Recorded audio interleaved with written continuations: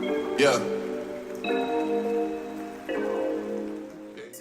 What's good, YouTube? It's your boy JJ. We're riding with the Rutledges, and I appreciate y'all being back here again with me, man. All right, I know I just left y'all with a video, but we coming back to back. That's what Drake said. I'm hitting you back to back with it. But look here, I know in the previous video I gave you some tokens of how you could get some local dedicated work, right? But the thing is, I want to give you a follow-up video to that because I want to let you know what to do once you get in the door, as well as giving you some other avenues that you can use to find some local work, right? So first things first, what I want you to do is if you want to hit up these sites called job sites, things like Indeed, ZipRecruiter, Career Builder, and Monster.com, things like that, and you want to type in box truck owner operator, and of course whatever city that you live in, right? So once you do that, you're going to see all these listings pop up, and you're probably going to see some things on there like different logistics companies looking for drivers. You might see some dispatching services on there, which could be beneficial to you if you need a dispatcher.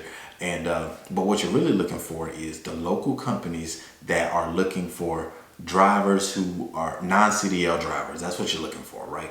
And what you want to do is you want to shoot them an email, pretty much briefly just saying, hey, my name is, such and such, and I came across your ad online and I just wanted to introduce myself along with my business, and I would love it if I could come down there and chat with someone and see whether or not we could possibly do some business together, right? Boom, hit them with that. And as soon as they hit you back saying, hey, awesome, if you could come down on this day, at this time, we'd love to chat and see what we could work out. So once you get down there, and you're talking it up, and you're going over some things, of course the topic of price is going to come up, right? And I know everybody's like, what do I charge? What do I charge? What do I charge? Well, here's the first things first. Look, don't ever be the first one to throw out anything about price, right? What you want to do is simply ask them, hey, could you give me an example of one of your shipments and your normal budget for something like that? Easy. Now you got them. They're going to give you an example of what the shipment is and tell you what the normal price is. Once they give that price out, what you're going to do is have a pen and paper. You want to write that down and crunch your numbers. See whether or not that miles per or your price per mile, if that price per mile works out for you. All right, and if it does, hey, stand up, give them a handshake, like, hey, buddy, I think we could work that out. I think we could do something. But if not, you might want to give them some pushback. You know what I'm saying? Give them some feedback as to why that price doesn't work for you. Like, hey, man, I actually need to go up a little bit. Could be price, could be distance, could be anything, right? But whatever the case may be, do not be afraid to give them pushback. And if there's, for some reason, if you feel like it doesn't work for you and you can't come to an agreement, don't be afraid to walk away. You got to know your worth in this business. Because if not, you're going to run yourself into a hole and it's not going to work. All right, so keep that in mind and use that however you see fit. Like I said, I'm a man of the people, and I had to get that little another token to you. All right. So the next thing I wanted to talk to you all about was how can you kind of offset these high and increasing diesel prices, right? Because it's getting out of hand. It's getting ridiculous. Every time I go outside, I think the diesel prices have gone up. It's been ridiculous. All right. So a few things that you could do, and you may already know about them, you may not, but like I said, use the information how you see fit. You could join programs like Walmart Plus, right? So I wanted to start with this one because this is the only one I'm gonna tell you that actually charges. So Walmart Plus is a pretty much like a membership where you can get like discounts on like your groceries or whatever. But what another benefit of it is that you can actually get discounts on your gas. Now I believe it ranges from like 5 to 8 cents, something like that. I think that was like $75 a year. You may not want to pay that $75. The whole point of it is you're trying to save money on gas, right? But that's just for those of you who may already have it. If you didn't know, you can save on your gas too, right? The next thing would be like you need to sign up with stores or get one of those little the free membership cards at stores that operate on a point system. I'm talking about things like Kroger, Murphy USA. I believe Shell has one as well. I think Shell actually partners with Kroger. But the thing is, you want to, if you get things like your snacks and your energy drinks, whatever your pick-me-ups on your trips, you're gonna want to start shopping at stores that operate on a point system because those points go towards your gas. Like I said, this could go without saying, but hey, I'm just letting you know, like Kroger, I have a Kroger card, I got a Murphy USA card. and Murphy USA actually operates just on your phone number, but I actually just got through saving 40 cents off of my diesel thanks to Murphy USA. And that was 2 days ago when I filled up.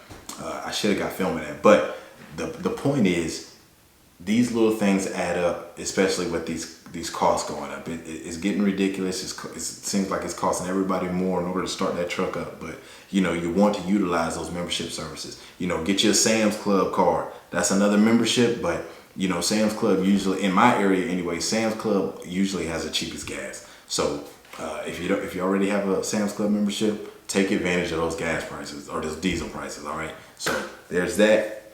Do what you want with it. So we'll switch gears here a little bit, right? So I wanted to talk to you all about a few things that Amazon has been changing. All right. And this has just been my experience, you know, from my home base location at AGS 5. And for starters, one of the few things that they've changed is they are requiring us to bring our license, badge, and I was about to say my face, but one of the things they've changed is they've been requiring us to bring our license in to match up with our badge, and then they're matching our license and badge up to our faces, right? Apparently, according to one of the shipping clerks, he was telling me that, you know, people have been coming in who don't actually operate underneath another company, or whatever company they say they're in there for. They don't actually work for them, or they're not on the list. They don't have an ID. Some people are coming in there and don't have a license, and they're starting to crack down on that. So if you are someone who falls under the category that's been doing that, stop. Okay, because it seems like they're starting to catch wind of that, and I don't want anybody to get put out of service or not be able to do Amazon anymore just because of something simple like that. So whatever you can do to, you know, get that fixed, by all means, go ahead and do that. Also, so now they're also, and this, like I said, this is just specifically my experience at AGS 5. They're doing a mandatory scans now, meaning it used to be where I would go in there and it could be random. I might have one pallet on my truck and, you know, I'm in and out. However, now they're trying to crack down and say they want us to have a mandatory of 13 scans. All right. And along with that mandatory 13, like once you get to, it could be 13 pallets, it could just be 13 scans, you know, and you might have, who knows what else is on the truck. Now, this is what I want to make clear, right? After you get to that 13 scans, or if your truck is full, right? They're also trying to get us to consolidate whenever our truck is full. So you may have a full truck, and then next thing you know, you got somebody that comes up with, you know, 2 to 3 more pallets. They're wanting us to consolidate that, right?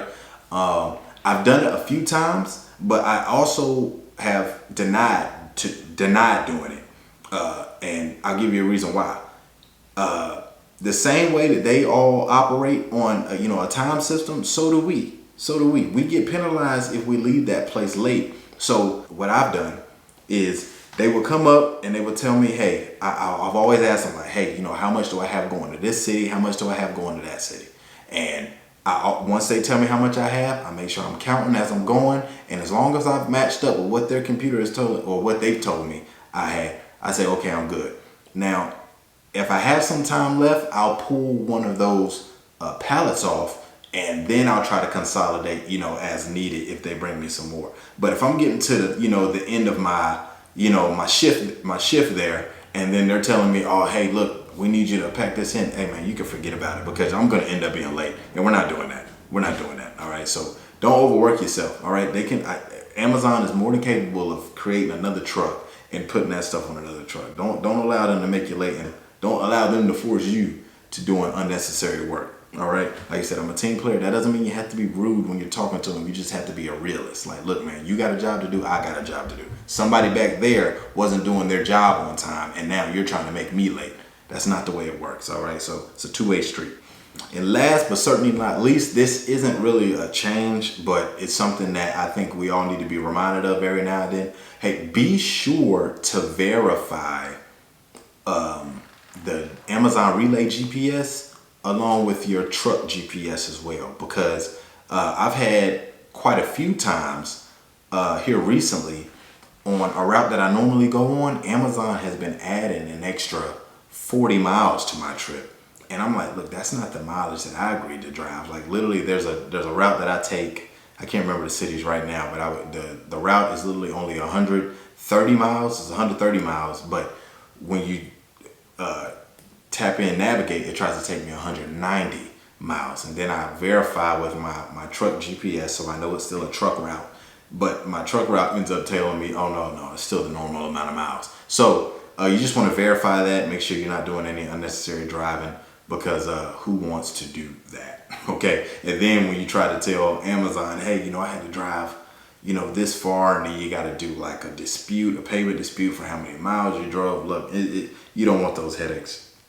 Try to be, proactive in that category, and just make sure you're not doing any unnecessary driving. All right. So there's that. Man, I appreciate y'all, man. I appreciate y'all watching in, tuning in with me. I love doing these videos, man. It blesses my soul, man, knowing I'm able to help some people out there. All right. So, also, if you feel like, you may need some help, you may need some assistance on your box truck journey, hey, no pressure, man. Click one of those links below and book a consultation. Book a consultation. You already see, man, I'm a high energy guy and I'm like this all the time. So look, if you need some help, book a consultation below. I promise to point you in the right direction. We're going to see whether or not we can assist you in any areas that you could possibly need assistance in. All right. So it's been your boy JJ. We're riding with the Rutledges again. Appreciate y'all tuning in. And what was I going to say? Wow. If you got something from this video, hey, like, share, and subscribe. My wife says I've been forgetting to say that.